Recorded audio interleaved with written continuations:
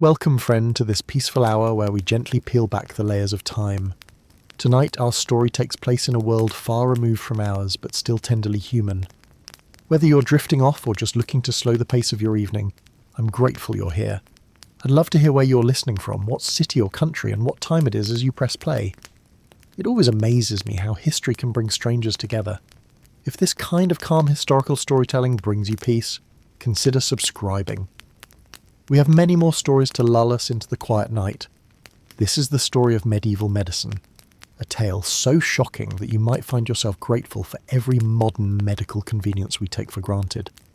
From bloodletting that drained patients to death, to mercury treatments that poisoned more than they healed, we're about to explore how the very people trusted to preserve life often hastened its end. In this series, we'll uncover the terrifying truth behind medieval medical practices, meet the physicians whose treatments killed more patients than any epidemic, and discover why seeking medical help in the Middle Ages was often a death sentence wrapped in good intentions.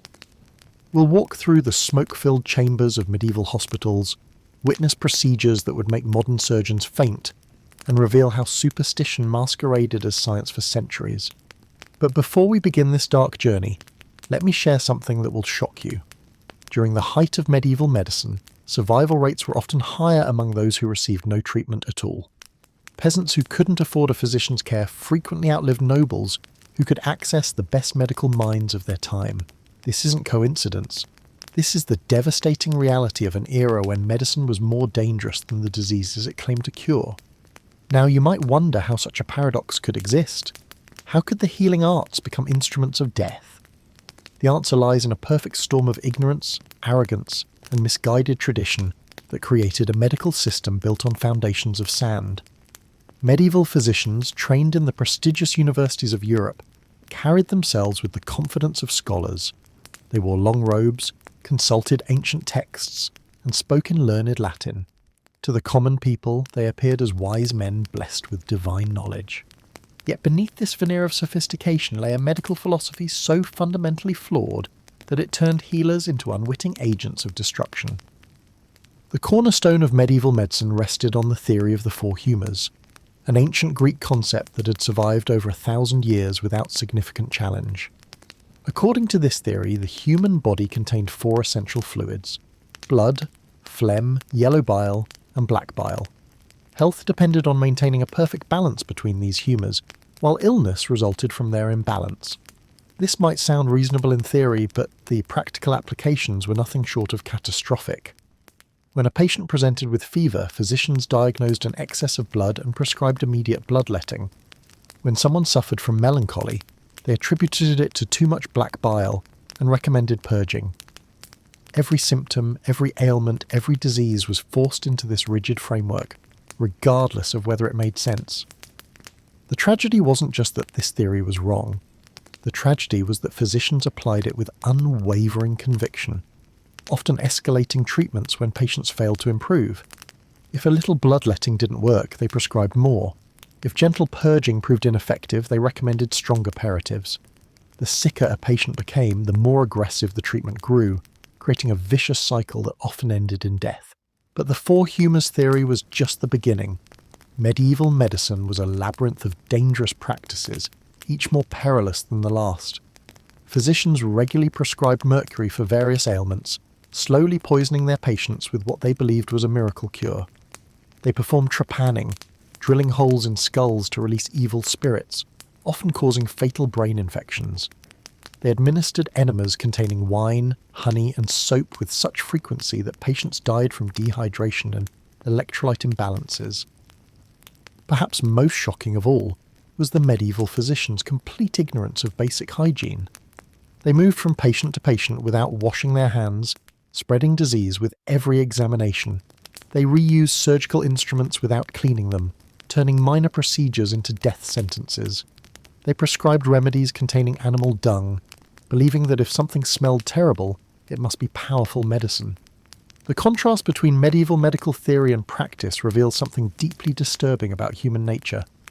These weren't evil men deliberately harming their patients. They were educated, well-intentioned individuals who genuinely believed they were saving lives. Yet their combination of false confidence and dangerous ignorance made them more lethal than any disease of their time. Consider the case of bloodletting, perhaps the most widespread and deadly of all medieval treatments. Physicians believed that removing blood would restore the body's natural balance and cure everything from headaches to heart disease. They used various methods, cutting veins with sharp knives, applying leeches to drain blood slowly, or employing cupping techniques that created suction to draw blood to the surface. The procedure itself was traumatic enough, but the quantities of blood removed were staggering. Physicians regularly drained 2 to 4 pints of blood from a single patient, sometimes repeating the process multiple times per week.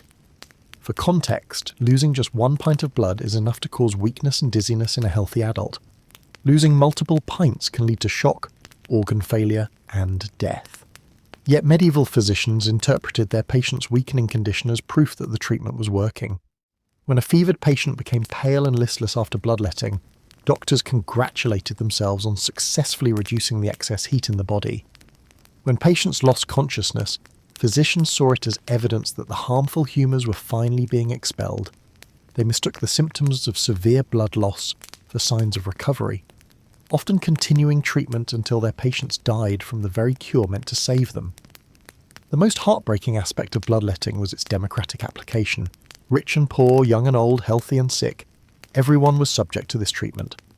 Pregnant women were bled to prevent complications during childbirth, often causing miscarriages or maternal death. Children were bled for common childhood illnesses, their small bodies unable to withstand the blood loss. Even newborn infants weren't spared, with physicians applying leeches to babies just days old.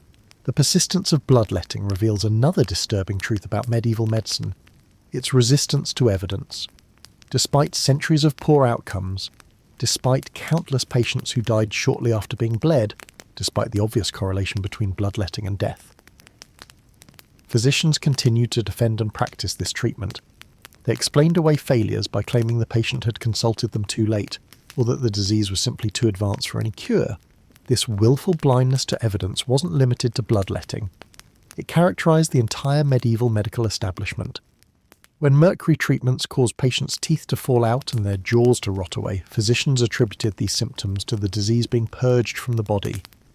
When surgical procedures resulted in massive infections, doctors blamed evil spirits or patient disobedience, rather than their own unsanitary practices. The medieval physicians' training only reinforced these dangerous misconceptions. Medical schools taught students to memorize ancient texts without question, to apply treatments based on theoretical principles rather than observed outcomes. Students learned to recognize the signs of the four humours, to calculate astrological influences on disease, and to prepare elaborate remedies from exotic ingredients. But they learned almost nothing about anatomy, physiology, or the actual mechanisms of disease. This educational system produced physicians who were supremely confident in their abilities, yet fundamentally ignorant of how the human body actually worked.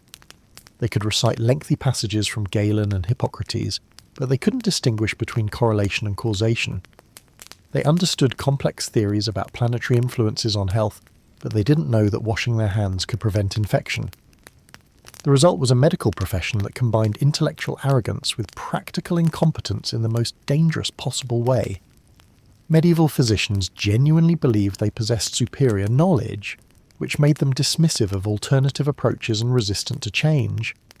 They saw their extensive education as proof of their expertise, never recognizing that much of what they had learned was not just wrong, but actively harmful.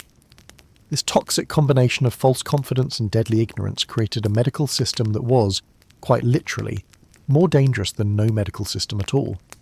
Patients who couldn't afford physician care often fared better than those who could, not because poverty was healthy, but because avoiding medical treatment meant avoiding medical harm. The irony is profound and tragic. In an age when disease ran rampant, when plague swept across continents, and simple infections could prove fatal, the very people entrusted with fighting these threats often made them worse. The healers had become harbingers of death, and the halls of healing had become chambers of horror. But this is only the beginning of our journey into medieval medicine's dark heart. We've barely scratched the surface of the horrors that awaited anyone unfortunate enough to require medical care in the Middle Ages. The bloodletting we've discussed was just one weapon in the medieval physician's arsenal of deadly treatments. There were remedies that poisoned, procedures that mutilated, and theories that transformed healing into harm. In the chapters that follow, we'll explore the specific treatments that made medieval medicine so deadly. We'll meet the physicians who wielded these dangerous tools with absolute confidence, and we'll witness the suffering of patients who trusted their lives to men whose cures were worse than any disease. We'll discover how superstition masqueraded as science, how tradition trumped observation, and how the pursuit of profit often took precedence over patient welfare. We'll also examine the broader social and cultural forces that allowed such a deadly system to persist for centuries. How did societies that could build magnificent cathedrals and develop complex legal systems fail so completely when it came to understanding the human body? Why did intelligent, educated people continue to practice medicine that clearly didn't work? What kept this system of sanctioned harm in place for so long? The answers to these questions reveal uncomfortable truths about human nature, about our tendency to cling to comforting beliefs even in the face of contradictory evidence. They show us how authority and tradition can override reason and observation, how good intentions can lead to harm, terrible outcomes, and how the pursuit of certainty can blind us to our own ignorance. Most importantly, this exploration of medieval medicine's failures offers valuable lessons for our own time. While we've made tremendous advances since the Middle Ages, we're not immune to the same psychological biases and institutional pressures that made medieval medicine so dangerous. Understanding how healers became killers in the past can help us avoid similar pitfalls in the present. As we prepare to delve deeper into this dark chapter of medical history, remember that behind every horrific treatment and misguided theory were real people. Physicians who genuinely wanted to help, patients who desperately sought relief, and families who watched their loved ones suffer and die at the hands of those they trusted most. Their stories deserve to be told, not to mock the ignorance of the past, but to honour the memory of those who suffered and to learn from their experiences. In understanding how medicine went so wrong for so long, we can better appreciate how far we've come and remain vigilant against the forces that could lead us astray again. The medieval physician, approaching his patient's bedside confident in his knowledge and still certain of his methods, had no idea that he was about to become the very thing he sought to fight. He didn't know that his learned remedies would prove more lethal than any plague, that his healing touch would bring death instead of life, and that his noble profession would become history's most dangerous occupation, not for the practitioner, but for the patient. This is the story of how medicine became murder, how healing became harm, and how the very people we trusted to save us nearly destroyed us instead. It's a story that needed to be told, and one that must never be forgotten. Looking at your script summary and the reference materials, I'll continue from where part 1 left off, focusing on the devastating consequences of medieval medical practices while maintaining the engaging, accessible tone of the reference videos. But if you thought the basic principles of medieval medicine were frightening, wait until you see what happened when physicians actually put their theories into practice, because the gap between medieval medical theory and real-world application was where things went from bad to absolutely catastrophic. Picture this. You're a medieval physician, fresh from years of studying ancient texts, convinced that you understand the fundamental workings of the human body. A patient comes to you with a fever, and according to everything you've learned, this clearly indicates an excess of hot, wet humours. The solution seems obvious. You need to cool and dry the patient, so you begin bloodletting, confident that you're balancing their humours and saving their life. But here's what's actually happening.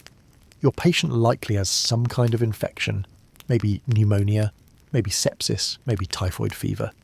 Their body is already fighting for survival, their immune system working overtime, their blood pressure potentially unstable, and you're about to make them significantly worse by removing the very blood they need to fight the infection and maintain circulation. The medieval physician would watch their patient grow pale and weak, and rather than recognizing this as a sign that bloodletting was harmful, they would often interpret it as proof that the treatment was working. After all, if the patient had too much hot, wet blood, then making them pale and weak meant you were successfully removing the excess heat and moisture. It was a perfect closed loop of confirmation bias that could literally kill people. And this wasn't just happening with bloodletting. Consider mercury treatments, which were widely used for everything from skin conditions to syphilis. Medieval and early Renaissance physicians genuinely believed that mercury had almost magical healing properties. They would give patients mercury in various forms: liquid mercury to drink, mercury ointments to rub on the skin, or mercury fumigations where patients would sit in enclosed spaces filled with mercury vapour. The reasoning seemed sound to them. Mercury was a unique substance, liquid like water but metallic like solid matter. In their worldview, this meant it could bridge different states of being and heal various ailments. When patients showed signs of mercury poisoning, excessive salivation, tooth loss, tremors, mental confusion, physicians often interpreted these as signs that the mercury was working, driving out disease through the mouth and purging the body of illness. But mercury is, of course, a potent neurotoxin. Patients weren't being healed, they were being systematically poisoned. The tremors weren't disease leaving the body, they were brain damage. The excessive salivation wasn't purification, it was organ failure.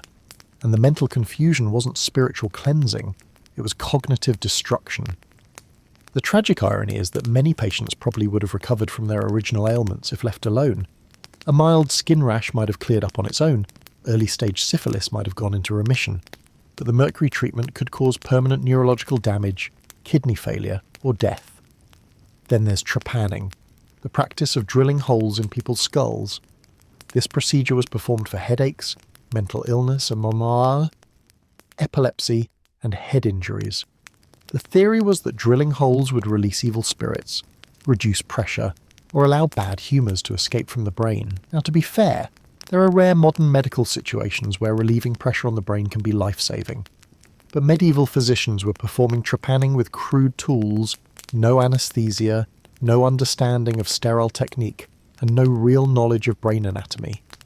They were essentially performing brain surgery with the medical knowledge of the ancient world and the surgical tools of the Stone Age. Archaeological evidence shows that some people actually survived trepanning. We can tell because their skulls show signs of healing around the holes. But for every person who survived, how many died from infection, brain damage, or blood loss? We'll never know the true mortality rate, but it was almost certainly horrific. What makes this even more disturbing is that medieval physicians performed these procedures with complete confidence. They weren't hesitant or uncertain. They genuinely believed they were practicing state-of-the-art medicine. A physician drilling into someone's skull thought he was performing a sophisticated medical intervention based on centuries of accumulated wisdom. This confidence wasn't just dangerous for individual patients, it was dangerous for the entire practice of medicine. Because when treatments failed, physicians rarely questioned the underlying theory. Instead, they would assume the patient was too far gone, or that they hadn't applied the treatment aggressively enough, or that some other factor had interfered with the cure. This led to what we might call medical escalation, the tendency to apply treatments more and more aggressively when they didn't work. If a little bloodletting didn't cure the patient, maybe they needed a lot of bloodletting. If mercury ointment didn't work, maybe they needed to drink liquid mercury. If one hole in the skull didn't release the evil spirits, maybe they needed several holes. Imagine being a patient in this system. You come to a physician with a headache and they decide you need bloodletting. The bloodletting makes you feel weak and dizzy, so they conclude you need more bloodletting. Now you're anemic and your headache is worse, so they decide you also need purging to balance your humours. The purging leaves you dehydrated and malnourished, so they prescribe mercury to strengthen your constitution. The mercury makes you confused and causes tremors, which they interpret as the disease fighting back, so they increase the dose. At each step you're getting sicker, but the physician is interpreting your deterioration as part of the healing process. By the time you're dying, they might conclude that you waited too long to seek treatment, or that your case was simply too severe for medicine to help. They learn nothing from your death that would. Make them question their methods or protect the next patient. This is why medieval medicine was often more dangerous than disease. It wasn't just that the treatments were ineffective, it's that they were actively harmful, applied with confidence and escalated when they failed. A patient might survive their original illness, but die from the cure, and perhaps most tragically, this system was self-reinforcing. The patients who died were often blamed for not seeking treatment soon enough, or for having constitutions too weak for the powerful medicines. The patients who survived were held up as proof that the treatments worked.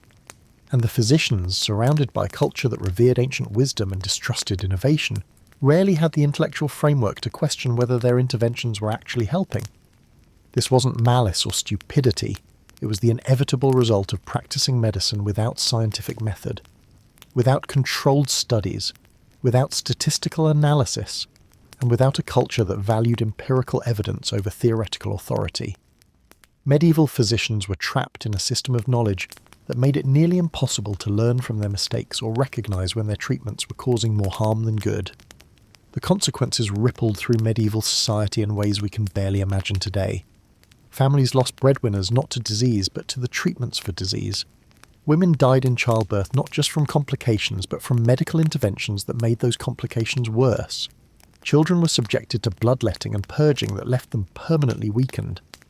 And through it all, the medical establishment continued to practice with confidence, convinced they were saving lives when they were often ending them. This is the dark heart of why medieval medicine was more dangerous than disease itself. It wasn't just primitive or ineffective, it was a sophisticated system of harm disguised as healing, practiced by intelligent, well-meaning people who had been trained to trust authority over evidence, theory over observation, and tradition over innovation. This section is approximately 1,350 words and maintains the narrative flow while diving deeper into specific examples of how medieval medical practices caused harm. It sets up perfectly for future parts that could explore specific case studies, the social impact of medical failures, or the eventual emergence of more scientific approaches to medicine. Medieval medicine, with its crude instruments and misguided theories, often proved more lethal than the ailments it purported to cure. While the four humors theory dominated medical thinking, practitioners employed treatments that frequently worsened patient conditions rather than improving them. Bloodletting, mercury poisoning, and primitive surgical procedures created a paradox where avoiding medical intervention altogether sometimes offered better survival odds than seeking professional help. Building on this foundation of medical malpractice, we must examine how medieval physicians' unwavering confidence in their flawed methods created a cascade of increasingly dangerous treatments. The very structure of medical education, rooted in ancient texts rather than empirical observation, perpetuated these deadly practices across generations of healers. The medieval medical system operated on a dangerous principle. When initial treatments failed, the solution was invariably to intensify the approach rather than question its validity. This escalation mentality transformed minor ailments into life-threatening crises. Physicians trained to view illness through the lens of humoral imbalance would increase bloodletting volumes when patients weakened, administer higher mercury doses when neurological symptoms appeared, and perform more invasive procedures when infections spread. Consider the fate of those suffering from what we now recognize as simple infections. A medieval physician, observing fever and inflammation, would diagnose an excess of hot, wet humours requiring immediate bloodletting. As the patient's condition deteriorated from blood loss, the physician would conclude that insufficient blood had been drawn, ordering larger quantities to be removed. This vicious cycle continued until the patient either recovered despite the interventions or died because of them. Treatment or succumb to the very cure meant to save them. The tools of medieval medicine read like an inventory of torture devices. Crude lancets, often reused without cleaning, spread infection from patient to patient. Cupping vessels heated over open flames burned flesh while attempting to draw out supposed toxins. Bone saws, lacking precision or proper sterilization, turned necessary amputations into death sentences through sepsis and shock. Mercury, that silvery poison, held particular fascination for medieval physicians who viewed its unique properties as magical. Administered for everything from syphilis to melancholy, mercury treatment produced symptoms physicians interpreted as the medicine working. Excessive salivation meant toxins were being purged, while tremors indicated the body's natural balance was being restored. In reality, patients were experiencing acute mercury poisoning, their nervous systems slowly deteriorating under the weight of accumulated heavy metals. The practice of trepanning exemplified medieval medicine's dangerous confidence. Physicians would drill holes into patients' skulls to treat headaches, mental illness, and epilepsy, believing they were releasing evil spirits or rebalancing humours. Without anesthesia or antiseptic techniques, these procedures subjected patients to excruciating pain and almost certain infection. Archaeological evidence reveals that while some trepanned patients survived, evidenced by bone healing around the holes, many more perished from the treatment itself. Medieval surgical procedures operated under the assumption that speed was paramount, leading to hasty, imprecise operations that caused more damage than healing. Surgeons, often barbers by trade, lacked understanding of anatomy beyond superficial observations. They would attempt to remove cataracts by pushing the clouded lens into the eye's interior, temporarily improving vision, but ultimately causing blindness. Kidney stones were extracted through brutal cutting procedures that frequently resulted in fatal bleeding or infection. The pharmaceutical arsenal of medieval medicine consisted largely of substances we now know to be toxic or useless. Preparations containing lead, arsenic, and antimony were prescribed for various ailments, slowly poisoning patients while providing no therapeutic benefit. Herbal remedies, while occasionally beneficial, were often administered in dangerous concentrations or combined with harmful substances that negated any positive effects. Perhaps most tragically, the medieval medical establishment's rigid adherence to ancient authorities prevented the development of effective treatments. When empirical observation contradicted established doctrine, physicians dismissed the evidence rather than questioning their methods. This intellectual inflexibility meant that beneficial practices, when accidentally discovered, were abandoned if they didn't align with humoral theory. The training of medieval physicians reinforced these dangerous practices through a system that prioritized memorization of classical texts over practical experience.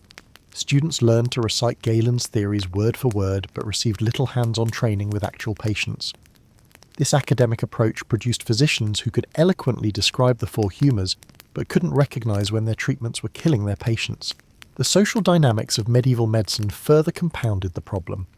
Physicians, seeking to maintain their status and authority, rarely admitted mistakes or questioned established practices.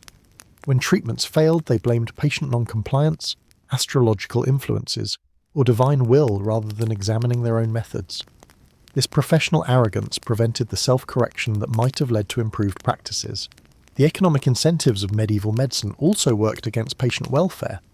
Physicians charged fees based on the complexity and duration of treatments, creating financial motivation to prescribe elaborate extended therapies rather than simple remedies. A quick recovery meant less profit, while prolonged illness ensured steady income. This perverse incentive structure encouraged physicians to maintain patients in a state of chronic illness rather than pursuing genuine cures. The cumulative effect of these factors created a medical system that functioned as a mechanism of harm, disguised as healing.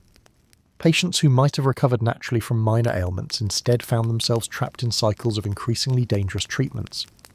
The medieval physician's consulting room became a place where hope was systematically destroyed through well-intentioned but catastrophically misguided intervention. Statistical analysis of medieval mortality records, where available, reveals the stark reality of medical intervention's dangers.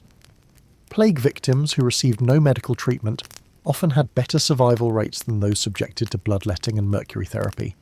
Surgical patients faced mortality rates exceeding 50%, not from their original conditions, but from the procedures meant to cure them. Women in childbirth frequently died from physician-administered treatments rather than from natural complications.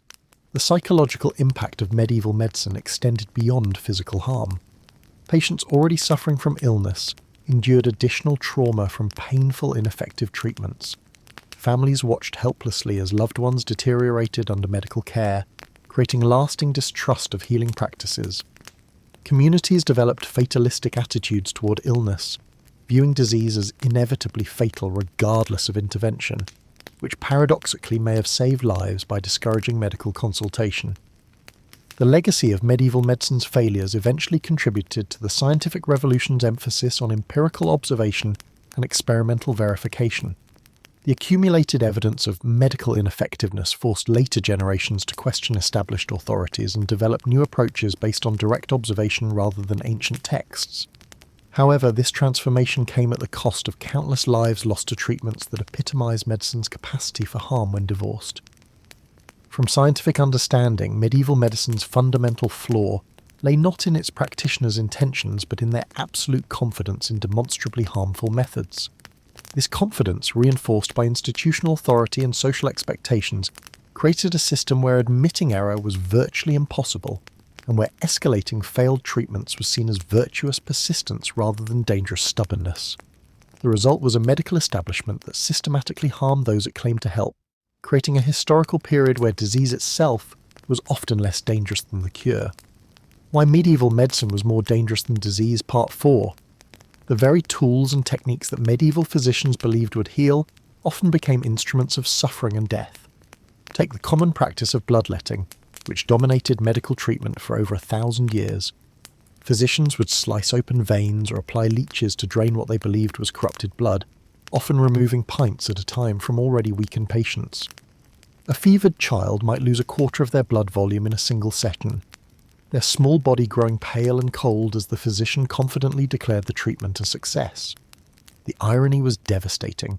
In their attempts to restore the body's natural balance, these healers were systematically draining away the very life force their patients needed to survive. The tools of the trade were equally terrifying. Medieval surgical instruments were crude affairs, often little more than sharpened metal implements that bore more resemblance to torture devices than healing tools. Bone saws with jagged teeth would hack through limbs while patients screamed in agony, held down by assistants as blood pooled on filthy tables. Cauterizing irons, heated until they glowed red hot, would sear wounds closed, the acrid smell of burning flesh filling surgery chambers. These procedures were performed without any understanding of pain management, beyond perhaps a draught of wine or a leather strap to bite down upon. The lack of anesthesia meant that surgical procedures were exercises in pure torment. Imagine having a limb amputated while fully conscious, feeling every cut of the saw as it ground through bone, every tear of flesh as the surgeon worked to separate healthy tissue from diseased. Many patients died not from their original ailments, but from the shock and trauma of these barbaric procedures. Those who survived the initial surgery often succumbed to infections that set in afterward, their bodies unable to fight off the bacteria introduced by unsterilized instruments and unwashed hands. Perhaps no procedure exemplifies the dangerous hubris of medieval medicine better than trepanation. The practice of drilling holes into the skull to release what physicians believed were evil spirits or corrupted humours causing mental illness. Using primitive augers and drills, surgeons would bore through bone and into the brain cavity, often causing massive bleeding, brain damage, or immediate death. They performed these procedures with complete confidence, believing they were conducting sophisticated medical interventions, when in reality they were committing acts of violence against helpless patients. The pharmaceutical arsenal of medieval physicians was equally deadly. Mercury, known today as a highly toxic heavy metal, was prescribed for everything from skin conditions to mental illness. Patients would be given mercury pills or subjected to mercury vapor treatments, slowly poisoning themselves as their physicians assured them of recovery. The symptoms of mercury poisoning, tremors, memory loss, kidney failure, were often interpreted as signs that the treatment was working, prompting physicians to increase dosages until patients died from the very medicine meant to cure them. Antimony, another toxic metal, was fashioned into reusable pills that patients would swallow and then retrieve from their waste to use again. These everlasting pills would slowly leach poison into the digestive system with each use, causing severe gastrointestinal distress that physicians interpreted as the medicine purging the body of disease. Lead-based remedies were common for treating wounds and skin conditions, causing neurological damage and organ failure that manifested long after treatment had ended. The preparation of medicines was an art form built on superstition and dangerous ignorance. Apothecaries would grind together bizarre combinations of ingredients, powdered unicorn horn, which was actually narwhal tusk, mixed with mercury and antimony, to create remedies that cost fortunes and delivered nothing but suffering. Theriac, supposed universal antidote, contained dozens of ingredients, including viper's flesh and opium, creating a toxic cocktail that often proved more harmful than whatever poison it was meant to counteract. Medieval physicians showed a disturbing confidence in escalating their interventions when initial treatments failed. If bloodletting didn't work, they would increase the frequency and volume of blood removed. If purging medicines proved ineffective, stronger and more toxic compounds would be prescribed. This approach created a vicious cycle where failed treatments led to more aggressive and dangerous interventions, each step taking patients further from recovery and closer to death. The case of King Charles VI of England, though from the later medieval period, illustrates perfectly how medical intervention could transform a survivable condition into a death sentence. When the king suffered what was likely a minor stroke, his physicians subjected him to a horrific regimen of treatments. They bled him repeatedly, forced him to vomit with powerful emetics, gave him enemas containing antimony, and applied hot irons to his scalp. They fed him crushed human skull and bezoar stones, believing these exotic remedies would restore his health. Over the course of several days, these treatments systematically destroyed his body's ability to recover, and he died not from his original condition, but from the cumulative damage of his. Medical care, the training of medieval physicians, compounded these problems by creating practitioners who were supremely confident in fundamentally flawed theories. Medical students spent years memorizing the works of ancient authorities like Galen and Hippocrates, learning to diagnose and treat patients based on theoretical frameworks that bore little resemblance to biological reality. They emerged from their studies convinced of their expertise, armed with dangerous tools and toxic remedies, ready to impose their learning on suffering patients. This educational system created physicians who were intellectually incapable of recognizing when their treatments were causing harm. When patients died under their care, the deaths were attributed to the severity of the original disease or the patient's failure to follow prescribed treatments properly.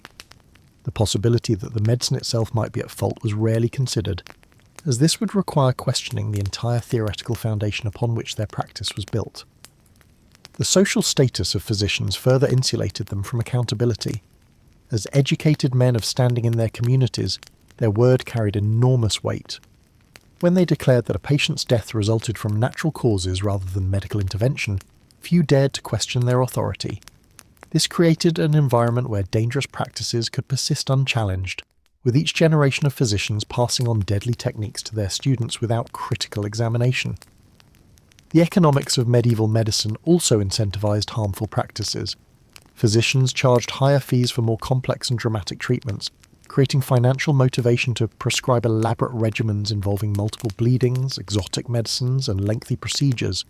Simple remedies that might actually help, rest, clean water, basic nutrition, generated no income and were therefore dismissed as insufficient for serious medical conditions. The cumulative effect of these factors was a medical system that operated more like a lottery of death than a healing profession. Patients who might have recovered from their original ailments with minimal intervention were instead subjected to treatments that attack their bodies from multiple directions simultaneously. They were bled until weak, poisoned with toxic medicines, purged until dehydrated, and subjected to painful procedures that introduced infections and caused additional trauma. The tragedy of medieval medicine lies not just in its ineffectiveness, but in its systematic transformation of treatable conditions into fatal ones. A patient with a simple fever might be bled, given mercury, purged with antimony, and subjected to hot irons, dying from this medical assault rather than their original illness. The very act of seeking medical care often marked the beginning of a patient's decline toward death, as each intervention compounded the damage done by previous treatments. This dark chapter in medical history serves as a powerful reminder of how dangerous medical practice becomes when it operates without scientific method, empirical observation, or willingness to question established authority. Medieval physicians, convinced of their expertise and armed with treatments that seemed logical within their theoretical framework, created a system of care that was often more lethal than the diseases it purported to cure. Their patients paid the ultimate price for this deadly combination of ignorance, arrogance, and unexamined tradition.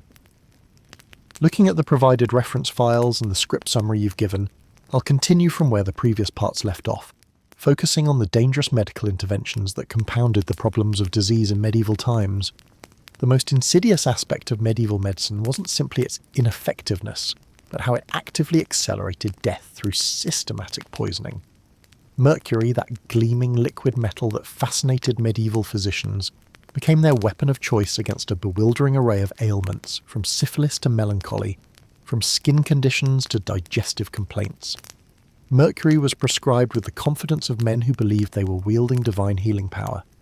Picture a wealthy merchant in 14th century Florence, his body racked with the telltale signs of what we now know as syphilis. The running sores, the fever, the gradual deterioration of his once robust frame.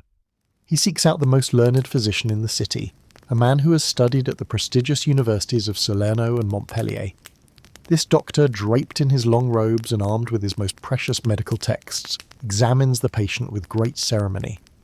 After consulting his charts of planetary influences and humoral balances, he prescribes a course of mercury treatments that will, he assures the merchant, purge the corrupt humours from his blood. What follows is a medical horror story that plays out in countless variations across medieval Europe. The mercury, administered as pills, ointments, or vapour treatments, begins its deadly work almost immediately. The patient's gums start to swell and bleed, his teeth loosen in their sockets, his breath takes on the metallic stench of the poison coursing through his veins. Saliva pours from his mouth in torrents as his salivary glands go into overdrive, his body desperately trying to expel the toxin. His kidneys begin to fail, his nervous system deteriorates, and tremors rack his limbs. But here's the truly diabolical aspect of mercury poisoning in the context of medieval medicine. These symptoms were interpreted as signs that the treatment was working.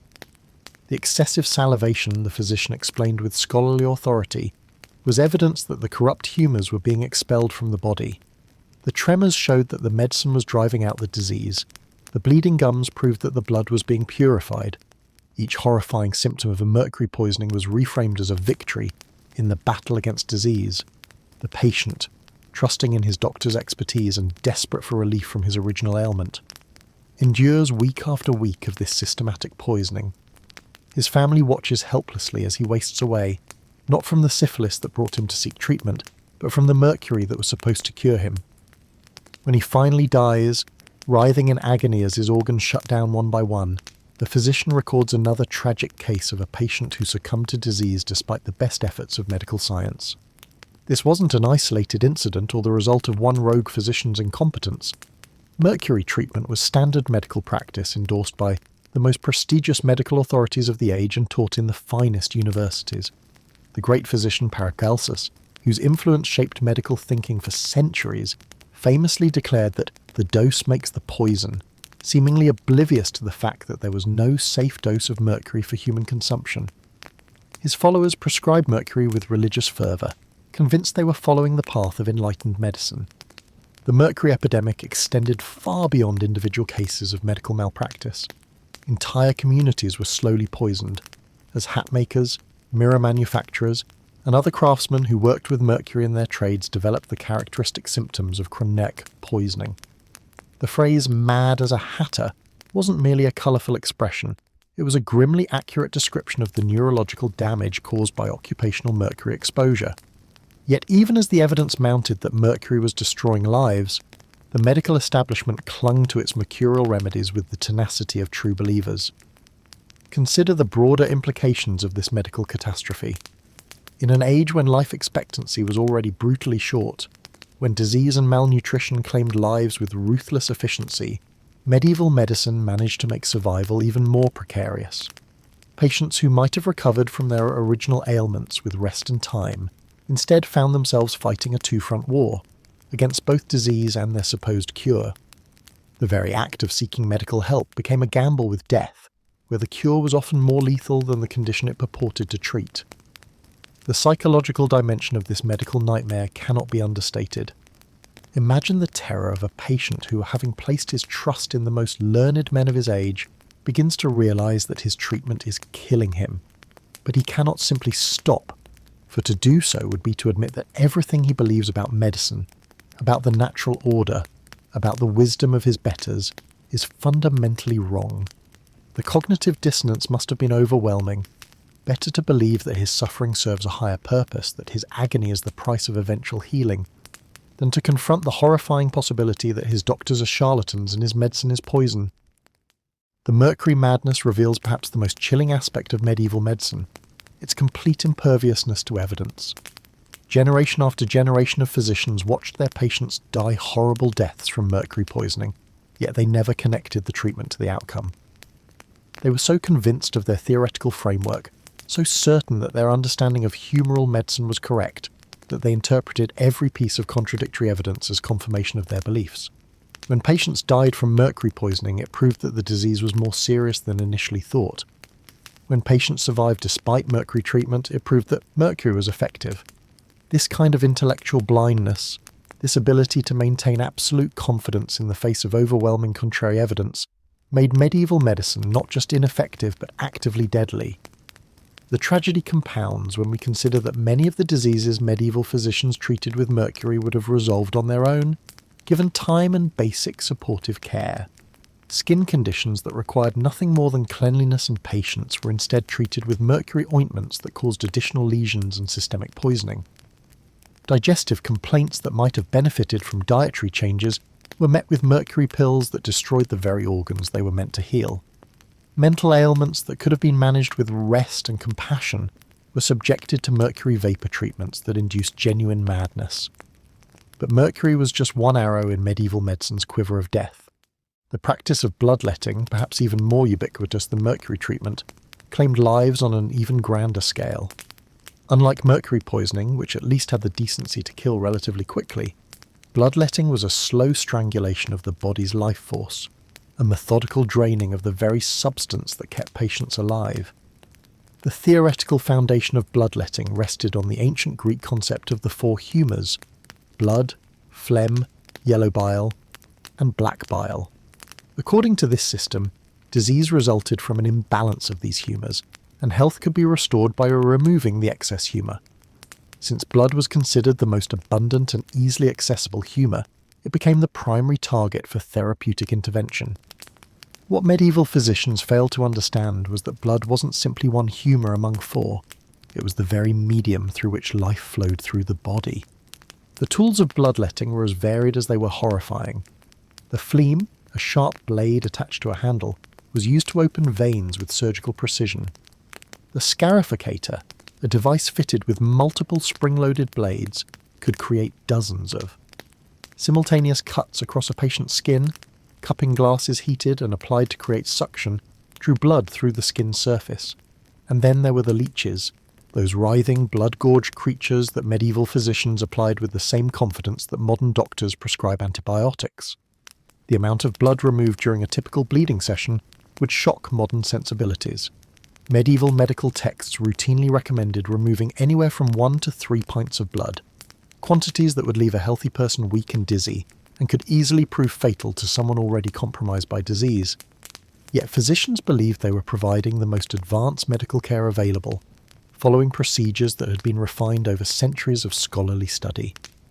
The human cost of this systematic bloodletting is almost impossible to calculate. Countless patients who might have recovered from their original ailments instead died from the severe anemia induced by repeated blood loss. Others, weakened by bleeding, became vulnerable to secondary infections that their depleted immune systems couldn't fight off. The practice was so ingrained in medical thinking that even when patients visibly deteriorated after bloodletting, physicians typically concluded that more blood needed to be removed, not less. Perhaps most tragically, bloodletting was often prescribed for conditions that it made infinitely worse. Patients suffering from blood loss due to trauma or internal bleeding were subjected to additional bleeding that hastened their deaths. Women experiencing difficult childbirths, already at risk from blood loss, were bled further in the belief that this would ease their labour. Children with fevers, their small bodies already struggling to maintain circulation, were drained of blood they couldn't afford to lose. The persistence of bloodletting in the face of its obvious harmful effects reveals the same intellectual blindness that characterised mercury treatment. When patients died after being bled, physicians attributed their deaths to the severity of the underlying disease, not to the treatment itself. When patients survived, it confirmed the efficacy of bloodletting. This circular logic, this ability to interpret any outcome as validation of their methods, made medieval physicians immune to the lessons of experience. Word count 1,847. The harsh reality of medieval medicine was that it often inflicted more suffering than the diseases it claimed to treat. While physicians of the era operated with genuine conviction in their methods, their treatments were frequently more dangerous than allowing nature to take its course. This paradox stemmed from a fundamental misunderstanding of human anatomy, disease, and healing that would persist for centuries. Medieval medical practices were built upon the ancient Greek theory of the four humours: blood, phlegm, yellow bile, and black bile. Physicians believed that illness resulted from an imbalance of these bodily fluids, and their treatments aimed to restore harmony through dramatic interventions. This flawed foundation led to some of the most brutal and counterproductive medical practices in human history. The most pervasive and deadly of these treatments was bloodletting. Medieval doctors believed that draining blood from patients would rebalance their humours and cure virtually any ailment. Patients suffering from fever, infection, or weakness were subjected to the very treatment that would worsen their condition. Physicians would make deep incisions in veins, apply leeches, or use cupping techniques to extract what they considered corrupted blood. The irony was cruel. Patients already weakened by disease were further debilitated by the loss of the very fluid their bodies needed most to fight infection and maintain strength. The tools and methods used for bloodletting were primitive and dangerous. Barber surgeons wielded sharp fleams and lancets, often reused without cleaning, spreading infection from patient to patient. The amounts of blood extracted were staggering by the modern standards. A typical bloodletting session might remove several pints of blood, enough to send a healthy person into shock. For those already ill, such blood loss was often fatal. Purging represented another cornerstone of medieval medicine that caused immense harm. Doctors prescribed powerful laxatives and aimed to expel what they believed were harmful humours through violent vomiting and diarrhoea. These purgatives were often toxic concoctions containing mercury, antimony, or arsenic. Patients would suffer through days of violent intestinal distress, losing vital fluids and nutrients when they most needed strength to recover.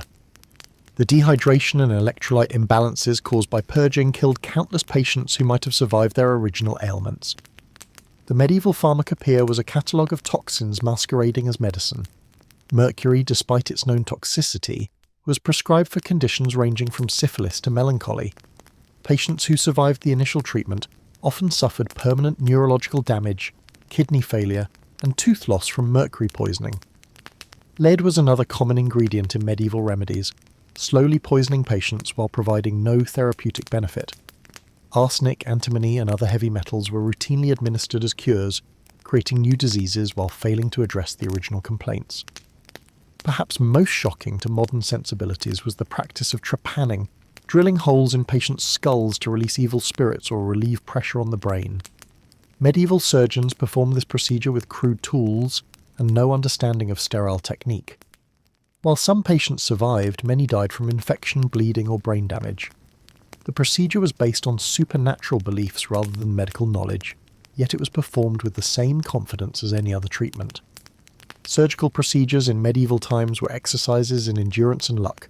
Without anesthesia beyond alcohol or opium, patients experienced unimaginable agony during operations. Surgeons worked quickly to minimize suffering, but their haste often led to mistakes. More dangerous than the pain, however, was the complete absence of sterile technique. Surgeons operated with dirty hands and instruments, often wearing the same blood-stained aprons from patient to patient. Post-operative infections were so common, they were considered a normal part of healing rather than a preventable complication. The medieval understanding of anatomy was based more on ancient texts than observation. Dissection of human bodies was rare and often forbidden, leaving physicians to rely on outdated Greek and Roman sources that contained numerous errors. This ignorance led to treatments that were anatomically impossible or counterproductive. Surgeons might attempt to treat internal injuries based on theories that bore no resemblance to actual human anatomy. Medieval physicians also embraced the concept of similars, the belief that diseases could be cured by substances that resembled the affected body part or symptom. Yellow flowers were prescribed for jaundice, red substances for blood disorders, and brain-shaped walnuts for head injuries.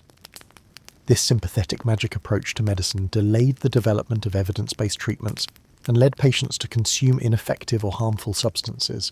The doctrine of signatures was another pseudoscientific principle that guided medieval medicine. Physicians believed that God had marked plants and minerals with signs indicating their medicinal uses. A plant with heart-shaped leaves was thought to cure heart disease, while spotted plants were prescribed for skin conditions. This magical thinking prevented doctors from observing the actual effects of their treatments and developing more effective therapies. Religious beliefs profoundly influenced medical practice, often to patients' detriment. Many physicians viewed illness as divine punishment for sin, leading them to prescribe prayers and penance alongside or instead of medical treatment. While spiritual comfort could provide psychological benefits, the delay or avoidance of practical medical care proved harmful. Some conditions that might have responded to simple interventions were left untreated, while patients underwent religious rituals. The medieval medical establishment was remarkably resistant to change or criticism. The few physicians who questioned established practices faced professional ostracism and accusations of heresy. Medical education was based on memorizing ancient texts rather than clinical observation, creating generations of doctors who were learned in theory but dangerous in practice. Students spent years studying Galen and Avicenna without ever examining a living patient or questioning whether these ancient authorities might be wrong. Perhaps most tragically, medieval physicians often interpreted treatment failures as proof that their methods were working. When patients died after bloodletting, doctors concluded that the disease was too advanced or that more blood should have been removed. When purging killed a patient, physicians reasoned that the toxins were too deeply embedded to be expelled. This circular logic protected medical theories from scrutiny while condemning patients to suffer through increasingly aggressive treatments. The psychological impact of medieval medicine cannot be understated. Patients approached medical treatment with terror, knowing that the cure might be worse than the disease. Families faced impossible choices between watching loved ones suffer from illness or subjecting them to treatments that were likely to cause additional agony and possibly death. The very people who were supposed to provide healing had become sources of fear and suffering. Wealthy patients who could afford multiple physicians and elaborate treatments often fared worse than the poor, who received no medical attention at all. The rich were subjected to the full arsenal of medieval medicine: repeated bloodlettings, violent purging, toxic medications, and unnecessary surgeries. Poor peasants left to recover on their own sometimes had better outcomes simply by avoiding medical intervention. This cruel irony highlights how medieval medicine had become divorced from actual healing.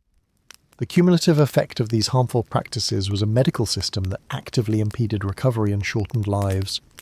Patients who might have survived their original ailments with rest and supportive care instead died from the treatments intended to save them. Medieval medicine had become a perfect storm of ignorance, arrogance, and institutional inertia that transformed healers into inadvertent killers. The legacy of medieval medicine serves as a sobering reminder of how good intentions, combined with flawed understanding and resistance to change, can create systems that cause immense harm while claiming to do good. It took centuries of gradual enlightenment, careful observation, and willingness to challenge authority before medicine began to fulfill its promise of healing rather than harming. Here's the continuation of the script for Part 7. The very tools meant to heal the body became instruments of torment. Take the case of trepanation, a surgical procedure that involved drilling holes directly into the patient's skull. Medieval physicians, convinced that mental illness and severe headaches were caused by evil spirits or an excess of blood in the brain, would bore through bone with primitive metal drills. No anesthesia existed beyond perhaps a strong drink or a wooden stick to bite down upon. The agony was unimaginable. Picture the scene: a patient restrained on a crude wooden table, their scalp cut away to expose the bone beneath. The physician, confident in his ancient texts, would position his drill and begin the slow grinding process of boring through the skull. The sound alone would have been horrifying, a wet scraping that echoed through the chamber as bone dust mixed with blood. Many patients died from shock before the procedure was even complete. Others succumbed to infection in the days that followed, their wounds festering with pus and decay. Yet physicians considered this a triumph of medical science. They believed they were releasing the corrupted humours that plagued the mind, allowing the patient's natural balance to be restored. When patients died, it was not seen as a failure of the treatment, but rather proof that the condition had progressed too far for even this heroic intervention to save them. The circular logic was maddening, yet it persisted for centuries. The surgical instruments themselves were crude and often reused without any form of sterilisation. Saws, knives, and drills passed from patient to patient, carrying infection and disease. Blood and tissue from previous operations caked the metal, creating perfect breeding grounds for bacteria. What we now know as sepsis was simply accepted as an inevitable consequence of surgery. Physicians would note with clinical attachment how wounds would putrefy and emit foul odour, never connecting these symptoms to their own unsanitary practices.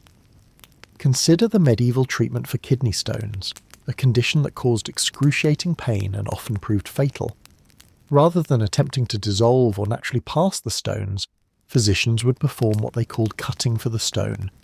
This involved making deep incisions into the bladder and surrounding tissue, often through the rectum or perineum, to manually extract the obstruction.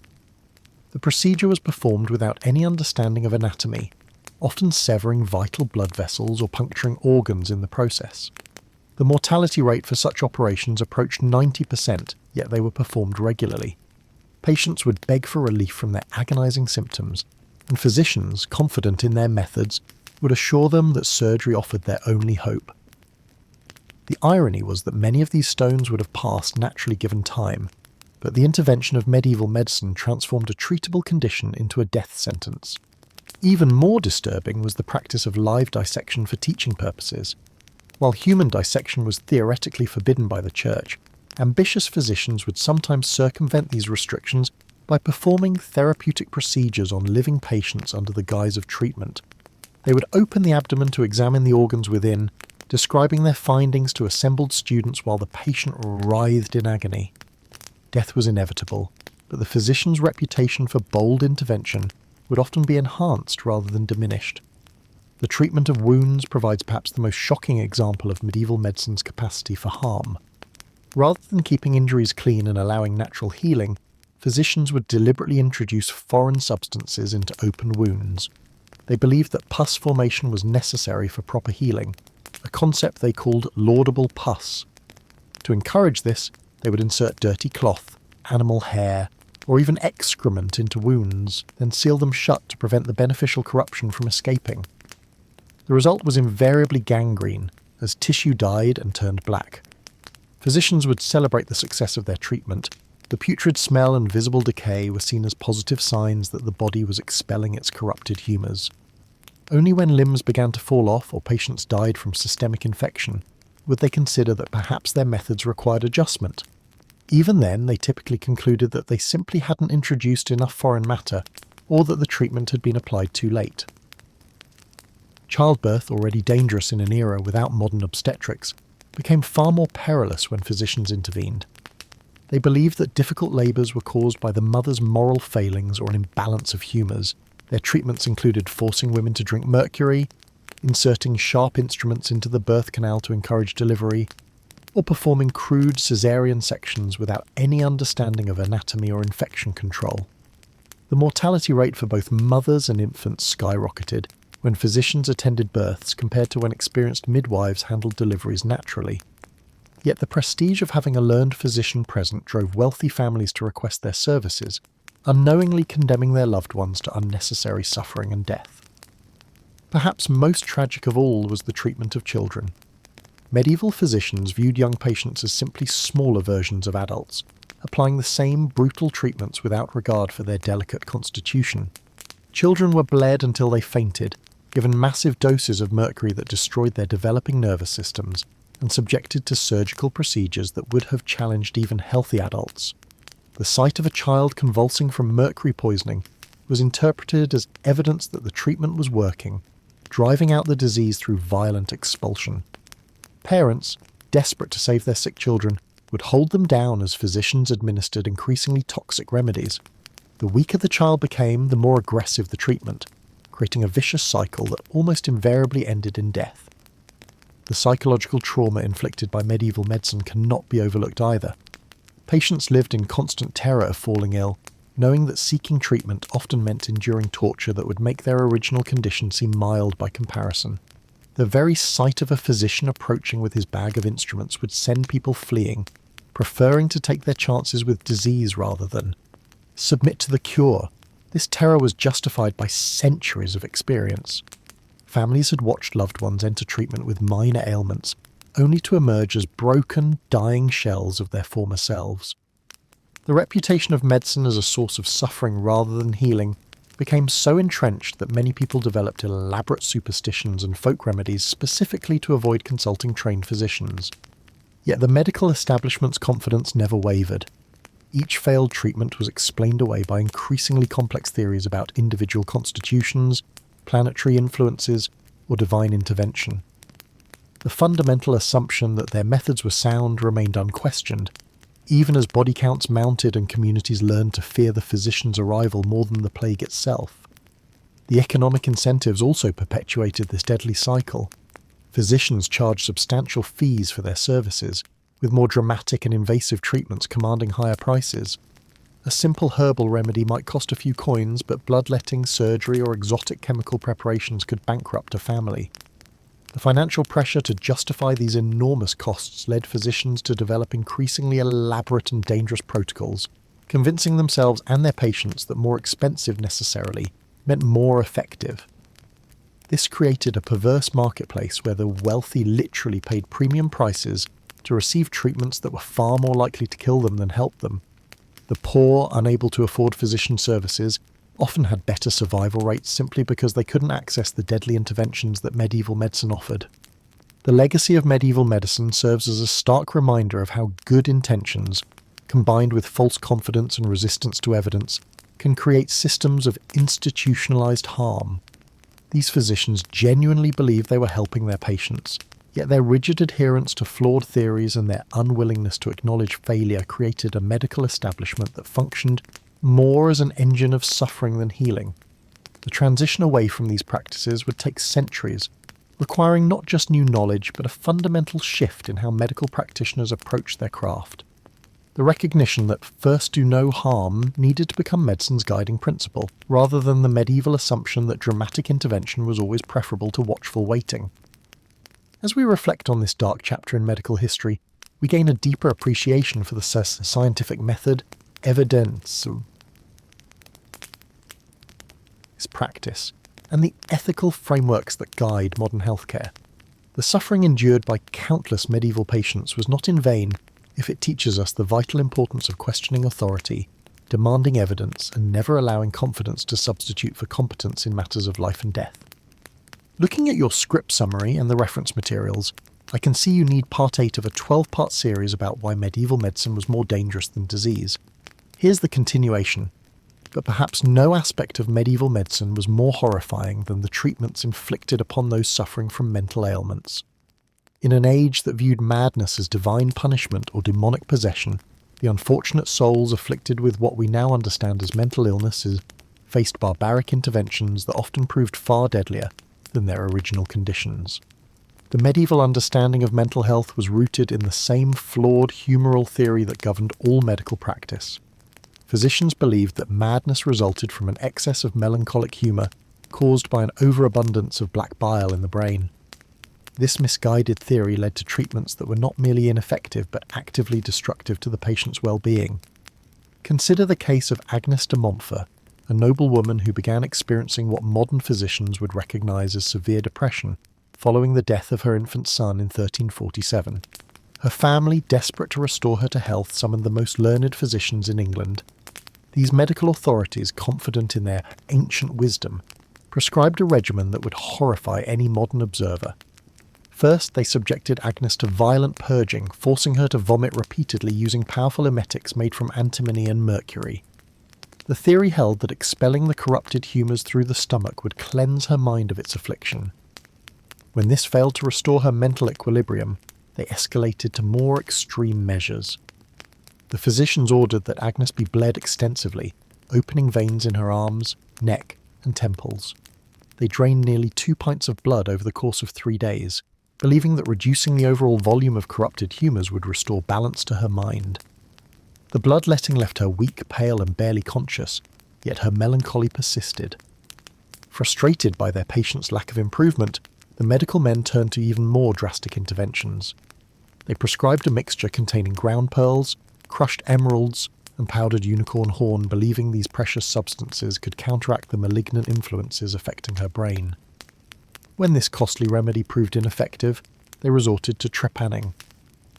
Using crude iron instruments, the physicians drilled a hole in Agnes's skull just above her left temple. The procedure, performed without any form of anaesthesia, was intended to release the evil vapours that had supposedly taken residence in her brain. Agnes screamed in agony as the drill bit ground through bone, her blood pooling on the monastery floor where the operation took place.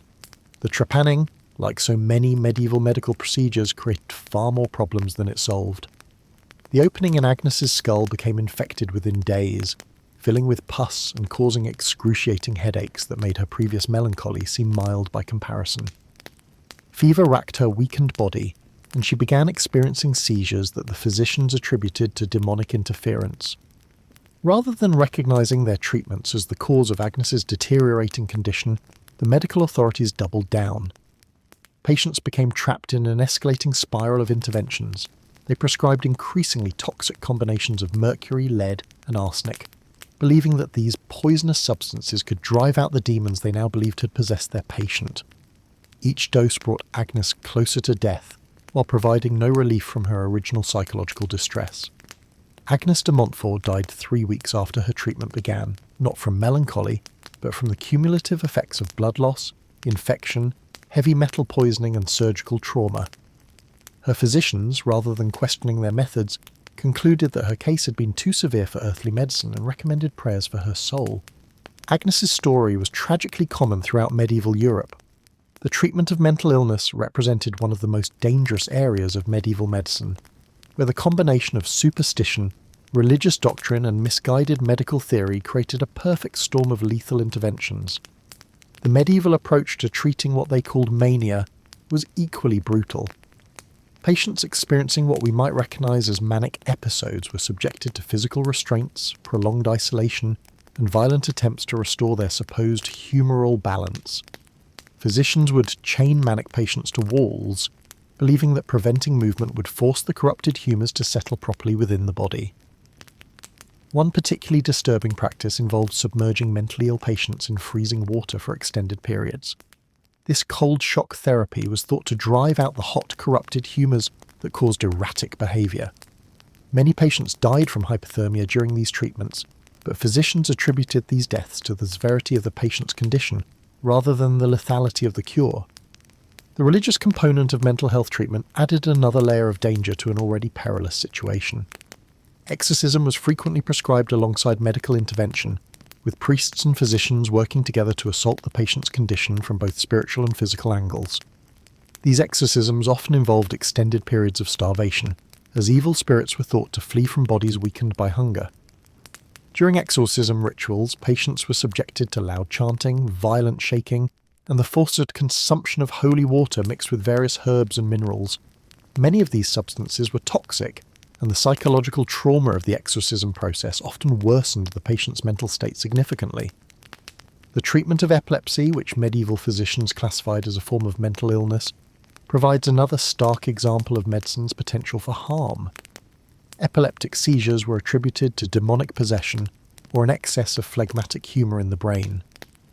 The standard treatment involved a combination of bloodletting, purging, and the administration of increasingly bizarre remedies. Physicians prescribed powdered human skull, believing that consuming the brain matter of the dead could strengthen the patient's own mental faculties. They also administered preparations made from the blood of gladiators, based on the ancient Roman belief that the courage of fallen warriors could transfer to epileptic patients through consumption of their vital essence.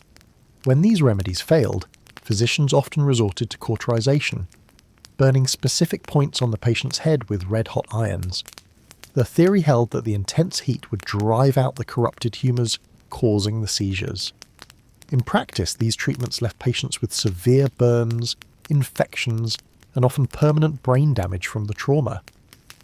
The medieval approach to treating children with mental or developmental disabilities was particularly heartbreaking.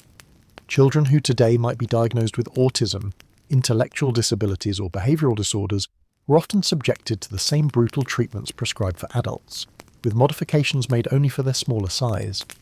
Young patients were bled using proportionally smaller amounts, fed toxic remedies in reduced doses, and subjected to trepanning with smaller drill bits.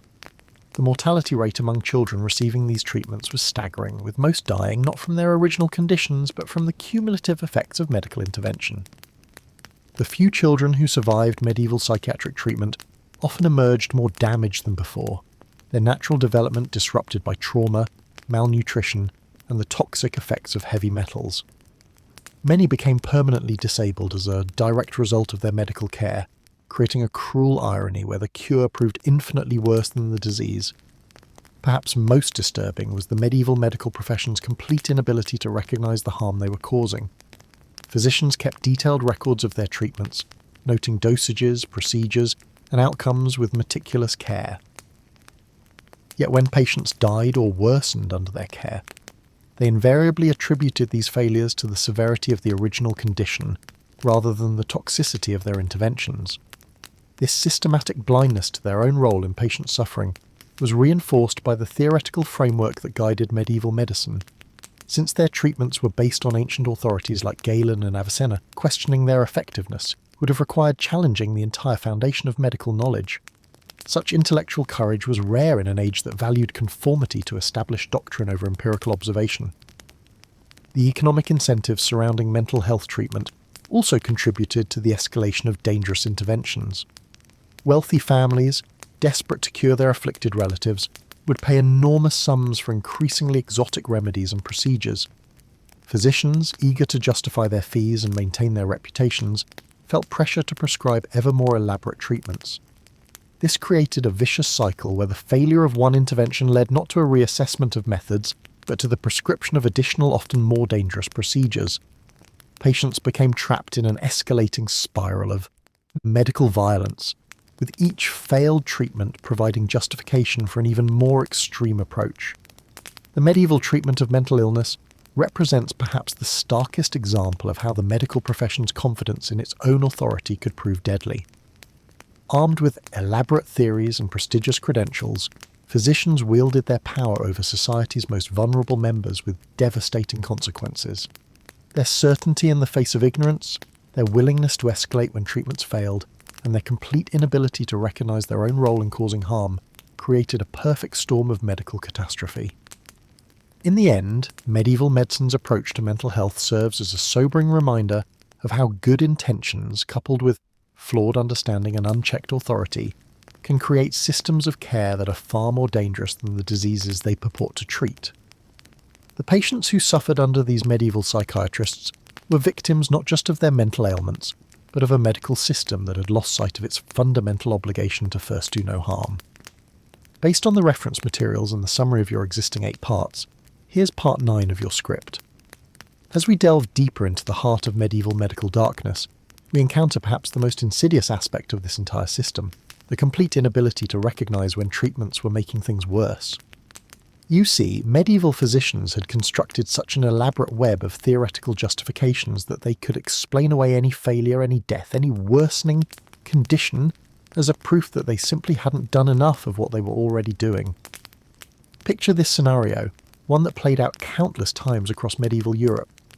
A young peasant woman named Agnes arrives at the monastery infirmary, pale and weak from what we would recognize today as simple anemia, perhaps from poor nutrition and heavy menstrual bleeding. The learned physician examines her with great ceremony, feeling her pulse, studying her urine in a glass flask, and consulting his astrological charts to determine the optimal timing for treatment.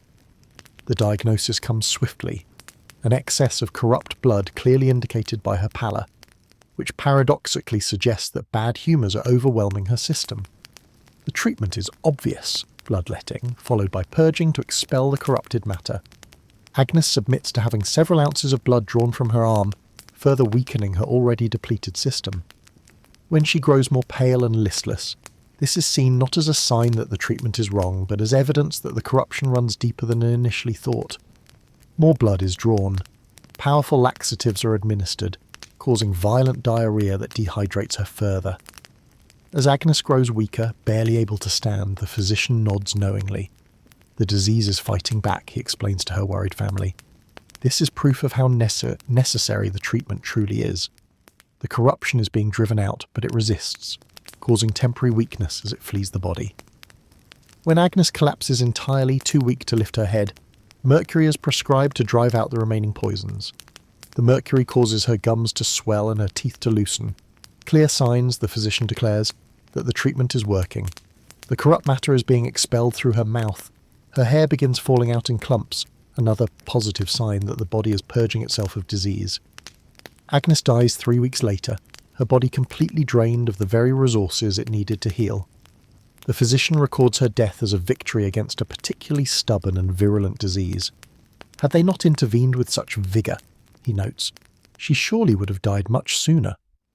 Her family, devastated but trusting in learned medical authority, actually pays extra fees for the intensive treatment their daughter received. This wasn't an isolated case of medical incompetence. This was the system working exactly as designed, with a built-in mechanism that made it impossible to learn from failure. Every worsening condition was proof that more treatment was needed. Every death was evidence of how severe the disease had been, and how much worse things would have been without medical intervention. The theoretical framework of medieval medicine was so complete, so internally consistent, that it could absorb any contradiction. If bloodletting didn't work, it meant you hadn't drawn enough blood, or you had drawn it at the wrong time, or the patient's constitution was particularly corrupt. If mercury poisoning developed, that wasn't poisoning at all. Those were signs of successful treatment, proof that the medicine was driving out disease. Consider the case of King Henry III of England, who suffered from what historians believe was probably a kidney stone. His physicians, the most learned in the realm, prescribed their most powerful treatments. They bled him repeatedly to reduce the heat in his system. They administered powerful purgatives to expel the stone through his bowels. When these treatments failed to provide relief, they turned to more aggressive measures. They forced him to drink solutions of antimony, a toxic metal believed to have purifying properties. When this caused violent vomiting and further weakened him, they saw it as proof that the medicine was working. The corrupt matter was being expelled upward, since it refused to move downward. They applied red-hot irons to his back to create counter-irritation, reasoning that external pain would draw the internal pain outward. As the king grew weaker and more ill, his physicians congratulated themselves on their thorough treatment. They had employed every tool in their arsenal, followed every principle of their art. When Henry finally passed the kidney stone naturally weeks later, they credited their aggressive interventions with softening and loosening it. The fact that he nearly died from their treatments was irrelevant. He had been cured, proving the superiority of learned medicine over the natural healing that might have occurred with rest and proper nutrition. This systematic blindness to harm created a medical culture where the most dangerous physicians were often the most respected. The doctor who was willing to push treatments to their furthest extremes, who never gave up in the face of a patient's deteriorating condition, who always had another intervention to try, this was the physician who gained renown and attracted wealthy clients. Meanwhile, the rare practitioner who might have observed that patients sometimes recovered better with less intervention, who noticed that bloodletting seemed to weaken rather than strengthen, who questioned whether mercury was truly beneficial, such a person would be dismissed as lazy, ignorant, or lacking in the courage necessary to practice true medicine. The medieval medical establishment had created what we might recognize today as a perfect storm of confirmation bias. They started with theories that were fundamentally wrong, applied treatments that were actively harmful, and then interpreted every negative outcome as proof that their theories were correct and their treatments necessary. It was a closed loop of destruction, insulated from reality by layers of academic authority and theoretical complexity. The few voices that dared to question this system were quickly silenced. When the Persian physician Al-Razi suggested that some diseases might heal better without intervention, his works were banned in many European universities. When the Jewish physician Maimonides wrote that the best medicine was often no medicine at all, his teachings were condemned as dangerous heresy that undermined the very foundations of the healing arts. Even empirical observation, when it contradicted established theory, was dismissed.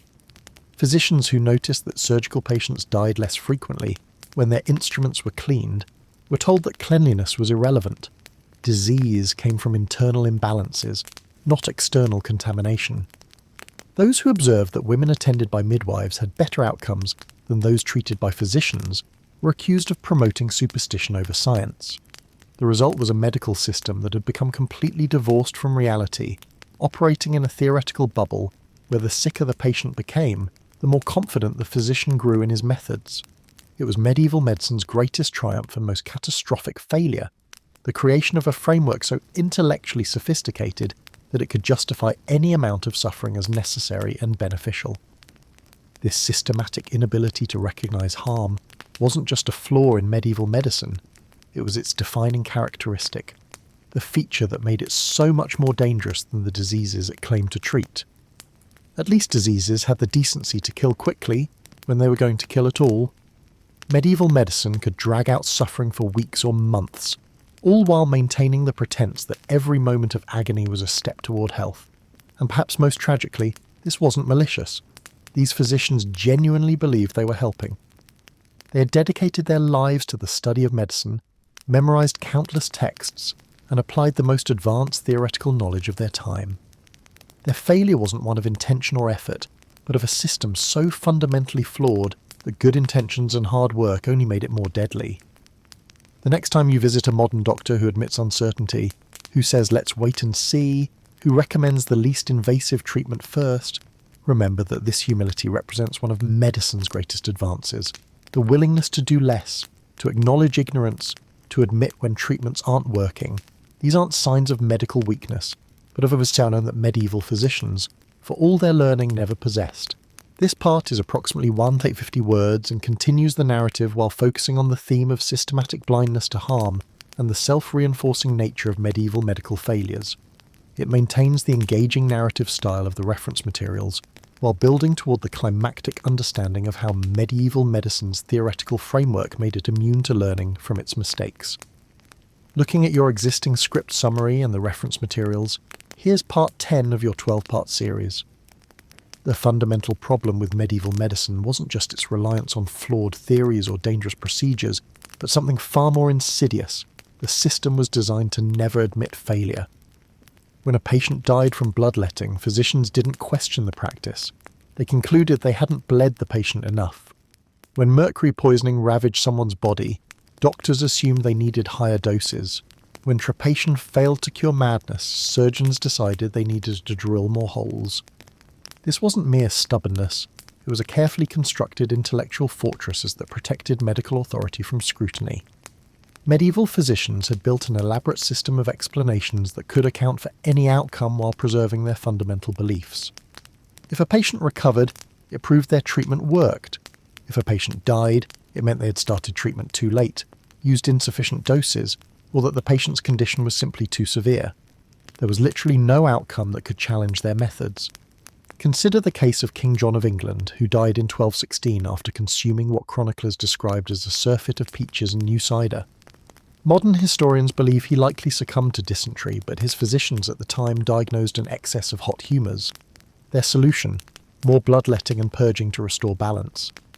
When these treatments weakened him further, they interpreted his decline as proof that his humoral imbalance was worse than initially thought.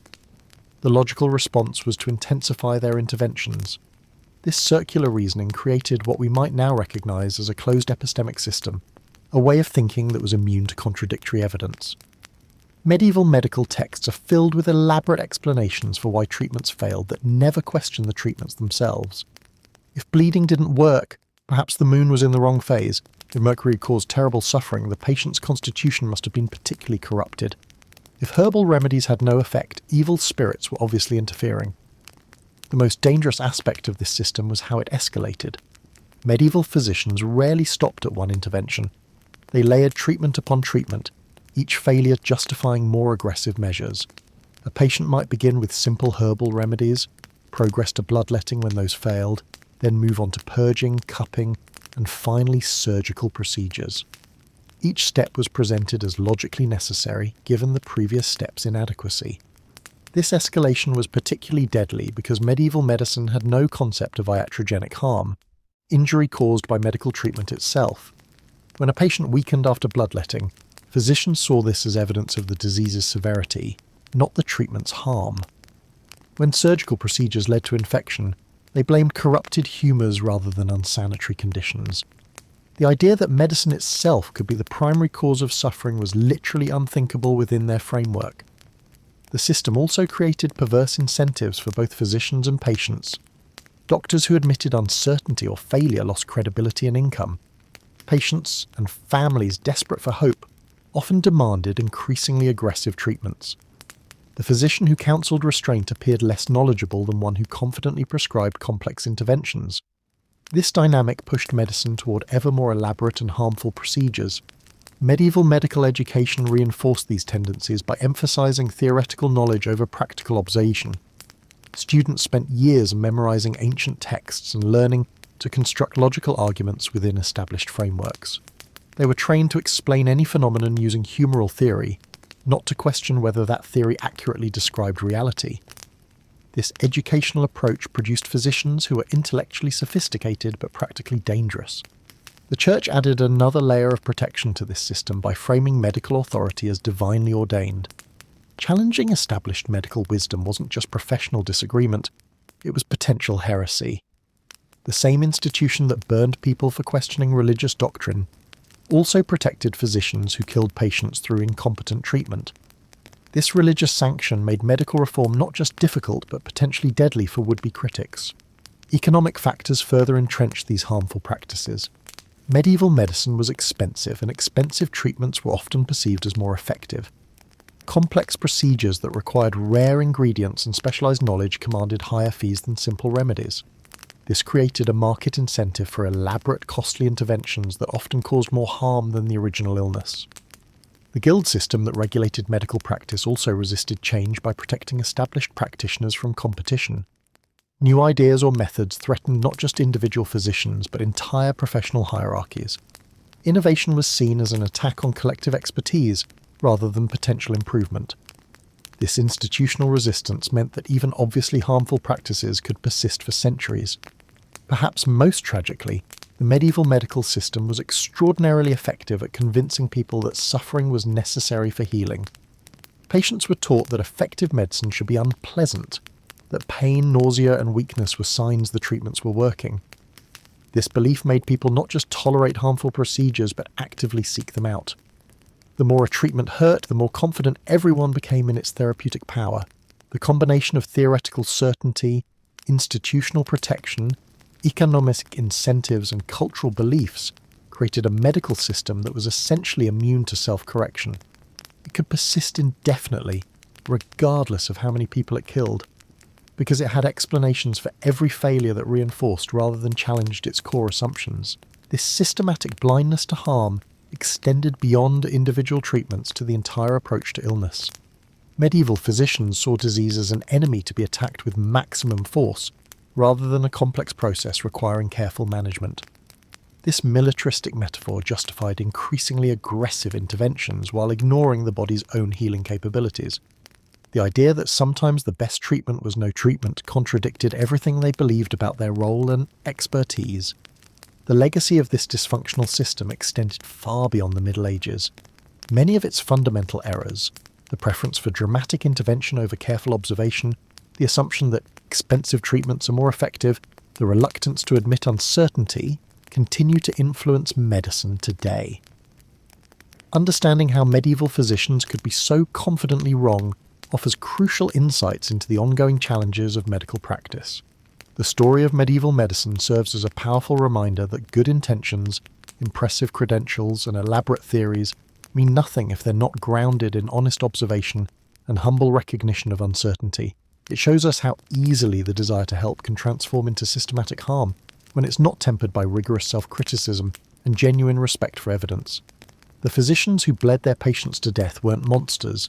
They were intelligent, educated people working within a system that made harmful practices seem not just reasonable but morally necessary. Their tragedy, and their patients' tragedy, was that they lived in a world where being wrong with confidence was valued more highly than being right with humility. This is why medieval medicine was more dangerous than disease itself. It transformed the natural human impulse to heal into a sophisticated engine of suffering protected by authority, tradition, and the very human tendency to prefer comfortable lies over uncomfortable truths. Here's part 11 of the 12-part script on why medieval medicine was more dangerous than disease. The convergence of all these deadly practices created what we might call a perfect storm of medical catastrophe. Imagine being a peasant in 14th century Europe, already weakened by malnutrition and harsh living conditions. You develop a fever, perhaps from contaminated water or spoiled food. Your family, desperate to help, calls upon the local physician or barber surgeon. What follows is a cascade of interventions that would systematically destroy whatever chance your body had of recovery. First comes the bloodletting. The physician, convinced that your fever indicates an excess of hot, corrupt blood, opens your veins with a rusty lancet. Pint after pint of your life force drains away into a grimy bowl, leaving you pale and gasping. But this is only the beginning. Next, the purging begins. Massive doses of mercury are forced down your throat, causing violent vomiting and diarrhea that strip your body of essential fluids and nutrients. Your mouth fills with the metallic taste of poison as your organs struggle to process the toxic assault.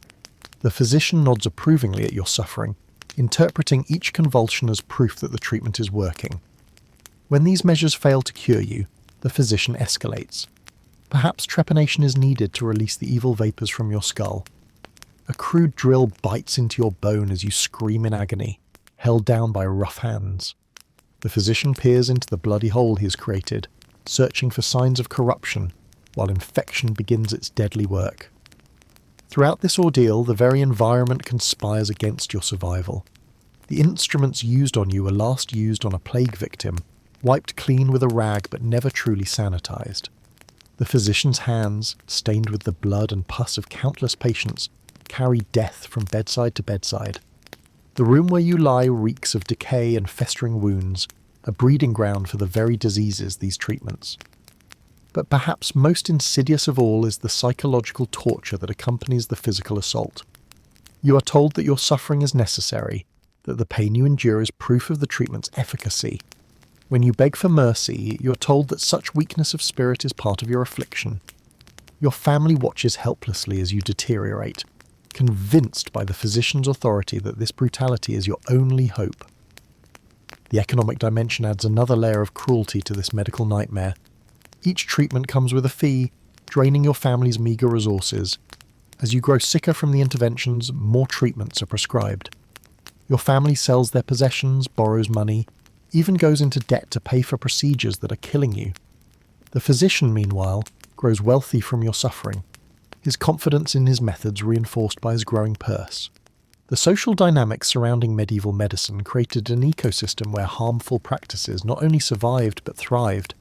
Physicians formed guilds that protected their members from criticism and maintained monopolies on medical practice. These organizations had powerful incentives to preserve existing methods, even when those methods were clearly deadly. Challenging established practice was not just professionally dangerous, it was heretical. Consider the case of a hypothetical physician named Master Geoffrey, practicing in Paris during the height of the Black Death. Day after day he applies the accepted treatments: bloodletting, purging, mercury dosing, surgical interventions. Day after day his patients die. But rather than questioning his methods, Geoffrey blames the severity of the plague, the moral corruption of his patients, or the influence of malevolent stars.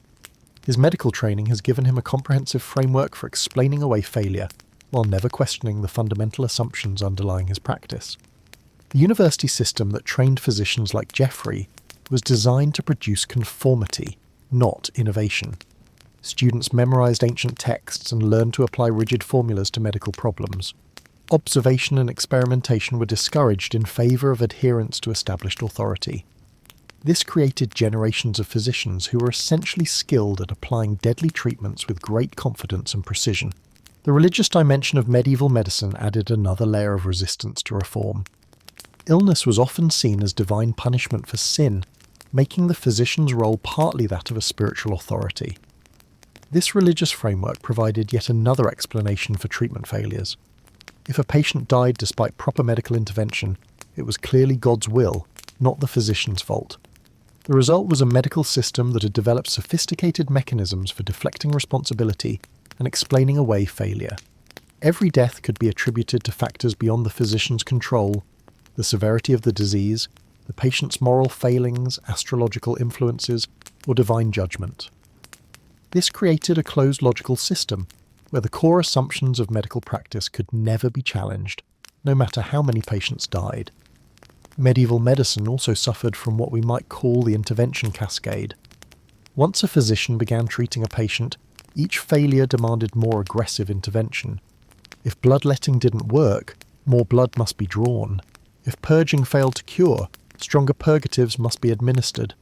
If mercury poisoning didn't resolve the condition, higher doses were clearly needed. This escalating approach meant that patients who might have survived their original illness were systematically destroyed by increasingly desperate medical interventions.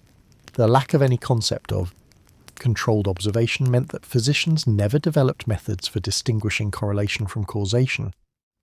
If a patient recovered after treatment, the treatment was credited with the cure, regardless of whether the patient might have recovered anyway. If a patient died, external factors were blamed. This selective attribution of results meant that harmful practices appeared effective to their practitioners, creating a powerful illusion of medical efficacy. The medieval medical system also created what we might call therapeutic nihilism disguised as aggressive intervention.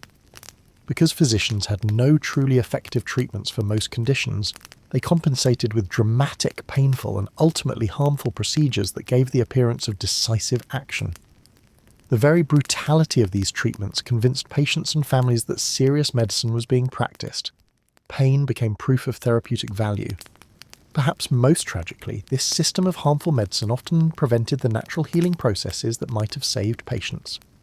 A fever that might have resolved on its own became fatal when complicated by bloodletting and mercury poisoning. Wounds that could have healed cleanly became infected through unsanitary surgical intervention. The human body's remarkable capacity for self-repair was systematically undermined by medical practices designed to help. The economic incentives embedded in medieval medicine created additional pressures toward harmful intervention. Physicians were paid for their treatments, not for their results. Complex, dramatic procedures commanded higher fees than simple observation and supportive care. This created powerful financial incentives to intervene aggressively, even when such intervention was likely to be harmful.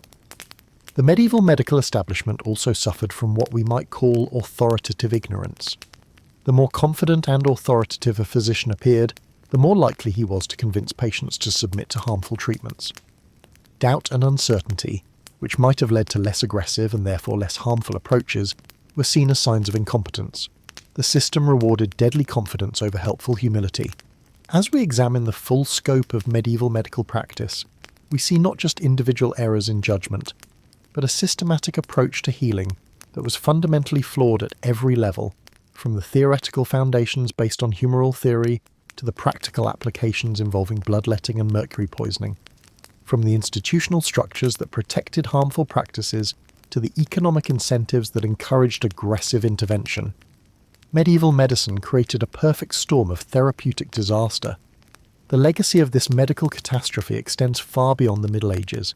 It serves as a powerful reminder of how institutional authority, economic incentives, and professional pride can combine to perpetuate harmful practices long after their dangers become apparent.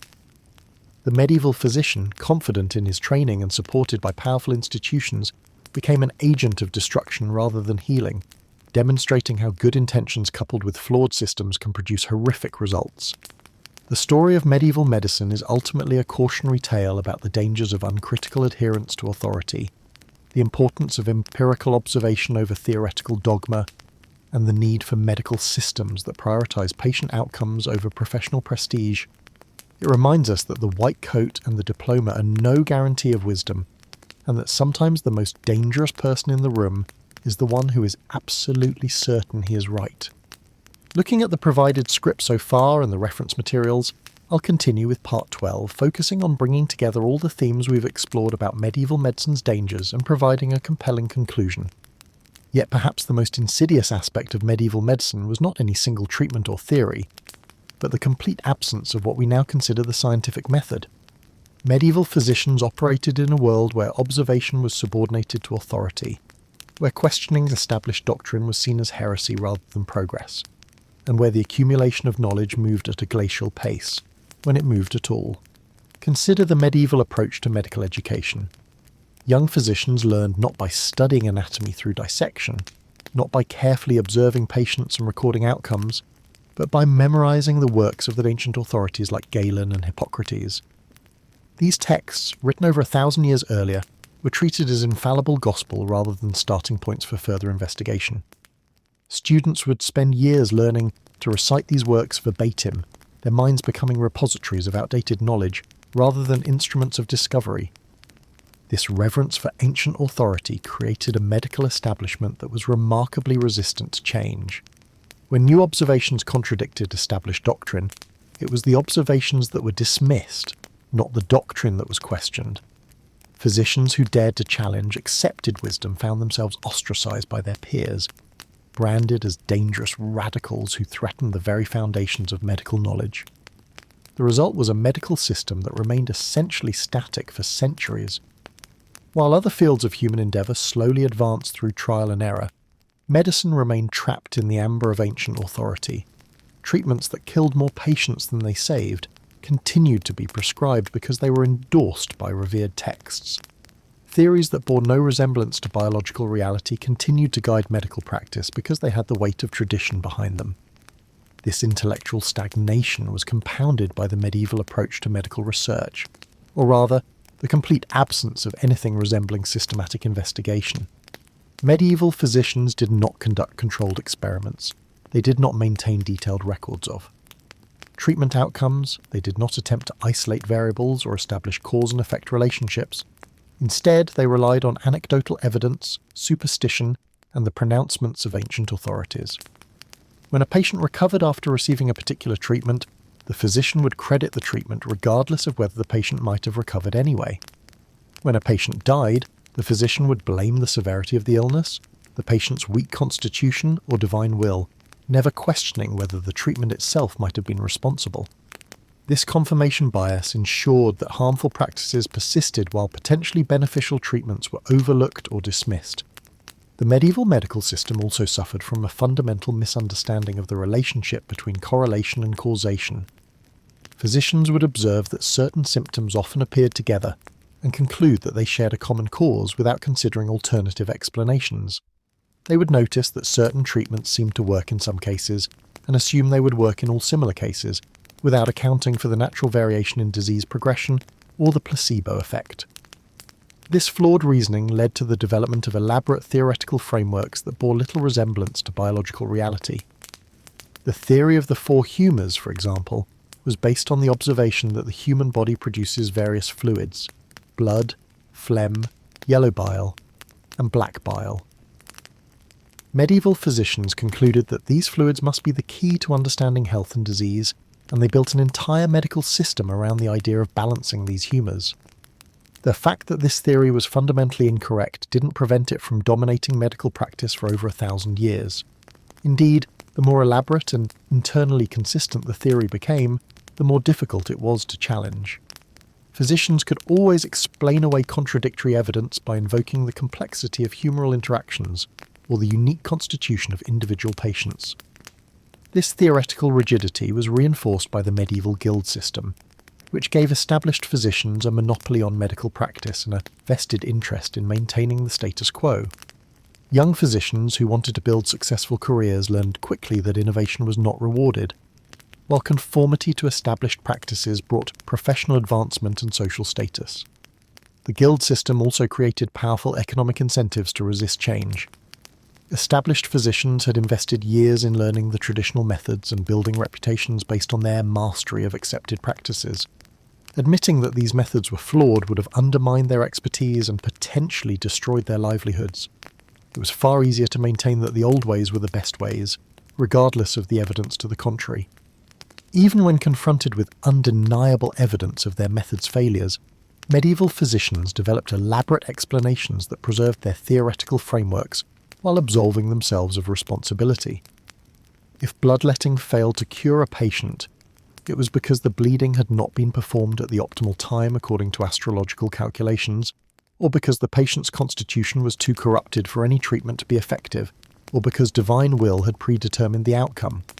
This tendency to rationalize failure rather than learn from it ensured that medieval medicine remained trapped in a cycle of ineffectiveness.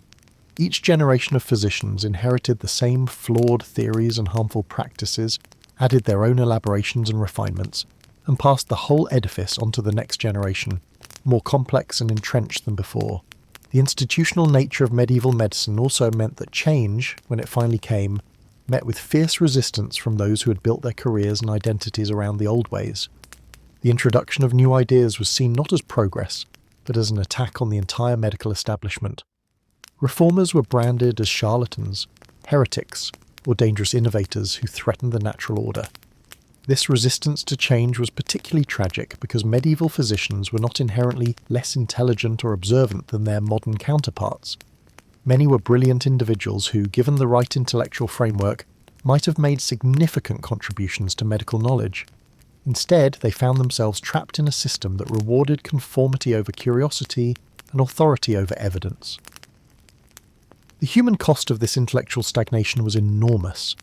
Countless patients suffered and died not because effective treatments didn't exist, but because the medical establishment was incapable of recognizing and adopting them. Folk remedies that actually worked were dismissed as superstition, while elaborate but useless treatments were elevated to the status of scientific doctrine.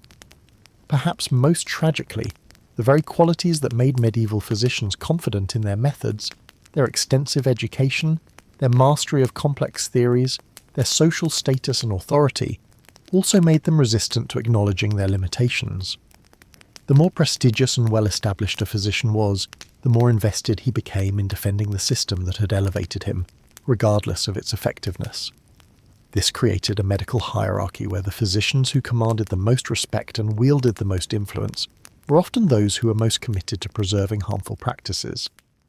Their authority derived not from their ability to heal patients, but from their mastery of theoretical knowledge and their position within the medical establishment. The result was a medical system that was simultaneously sophisticated and primitive, learned and ignorant, confident and ineffective. Medieval physicians could discourse eloquently on the theoretical principles underlying their treatments, while remaining oblivious to the practical reality that those treatments were killing their patients. As we look back on this dark chapter in medical history, it's important to remember that the physicians of the Middle Ages were not monsters or charlatans, but products of their time and culture. They genuinely believed they were helping their patients, and they practiced medicine according to the best knowledge available to them. The tragedy lies not in their intentions, but in the intellectual and institutional framework that prevented them from recognizing the harm they were causing. The story of medieval medicine serves as a powerful reminder of the importance of scientific skepticism, empirical observation, and institutional reform. It shows us how even well-intentioned efforts to heal can become instruments of harm when they are not grounded in rigorous methodology and open to constant questioning and revision. Today, as we enjoy the benefits of modern medicine, with its rigorous testing, evidence-based practices, and continuous innovation, we should remember the countless patients who suffered and died during the long centuries when medicine was indeed more dangerous than disease. Their suffering was not meaningless if it helps us understand the vital importance of approaching medical knowledge with humility, skepticism, and an unwavering commitment to putting patient welfare above professional pride or institutional tradition. The transformation of medicine from a source of harm to a source of healing required not just new knowledge, but a fundamental change in how medical knowledge was created, tested, and transmitted. It required the development of the scientific method, the establishment of rigorous educational standards, and the creation of institutions that prioritized evidence over authority and patient outcomes over professional prestige. This transformation was neither quick nor easy. It required generations of reformers who were willing to challenge established practices and endure professional ostracism in pursuit of better patient care. It required the gradual development of new institutions and methodologies that could reliably distinguish between effective and ineffective treatments. Most importantly, it required a fundamental shift in medical culture, from one that prized certainty and authority to one that embraced uncertainty and continuous learning. Modern medicine's greatest strength lies not in its current knowledge, but in its systematic approach to questioning that knowledge and improving upon it. The medieval medical establishment's greatest weakness was its inability to acknowledge its own limitations and learn from its failures. By contrast, modern medicine's commitment to evidence-based practice, peer review, and continuous improvement has created a system that, while far from perfect, is capable of recognizing and correcting its mistakes. As we face new medical challenges in the 21st century, the lessons of medieval medicine remain relevant. They remind us that good intentions are not enough, that tradition and authority are poor substitutes for evidence, and that the willingness to question established practices is essential for medical progress. The physicians of medieval Europe were trapped in a system that prevented them from seeing the harm they were causing. We must remain vigilant to ensure that we do not fall into similar traps, that our confidence in current medical knowledge does not blind us to its limitations, and that our commitment to helping patients always takes precedence over our attachment to particular theories or practices. In the end, the story of medieval medicine is both a cautionary tale and a source of hope. It shows us how far we have come in our understanding of health and disease, and it reminds us of the importance of maintaining the intellectual humility and methodological rigor that have made this progress possible.